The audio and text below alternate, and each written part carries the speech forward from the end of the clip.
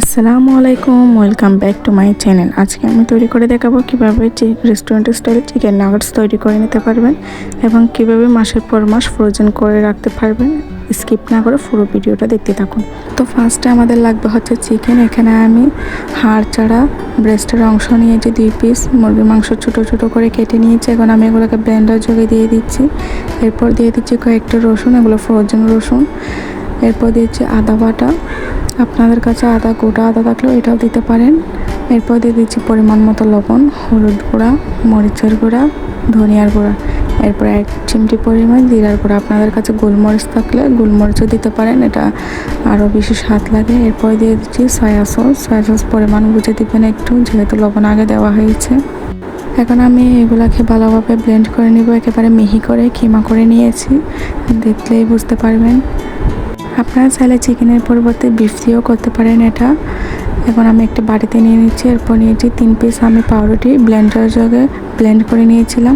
এখন আমি অর্ধেকটা দিয়ে দিব, পরবর্তীতে লাগলে আরও দেবো। এরপর দিয়ে দিচ্ছি 2টা বড় সাইজের সেদ্ধ করে আলু আমি ম্যাশ করে রেখেছিলাম, ওইগুলো এখন দিয়ে ভালোভাবে একটু মেখে নেব, যাতে সব উপকরণ একসাথে মিশে যায়।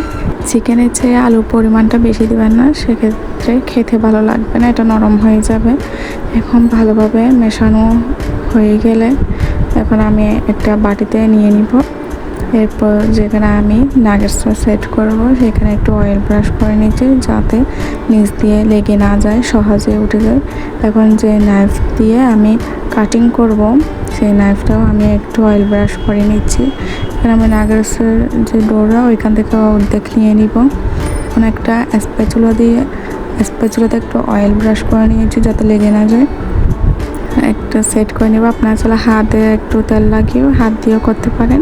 দেখুন আমার হয়ে গিয়েছে। এখন আমি সাইডের যে এক্সট্রা অংশগুলো আছে ওগুলো একটু কাটিং করে নিচ্ছি, যাতে আমার শেপগুলো একটু সুন্দর হয়। আপনারা চাইলে স্কোয়ার, রাউন্ড, ট্রায়াঙ্গেল আপনাদের পছন্দ মতো শেপে করে নিতে পারবেন।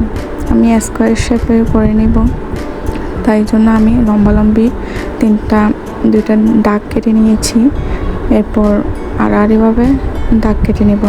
এটা সাইজ কেমন হবে এটা আপনাদের উপর নির্ভর করবে, কত বড় চান কত ছোট চান। আমি মিডিয়াম সাইজের রেখেছি। এখন আমি নিচ দিয়ে একটু হালকা করে নিচ্ছি, যাতে তুলতে সুবিধা হয়।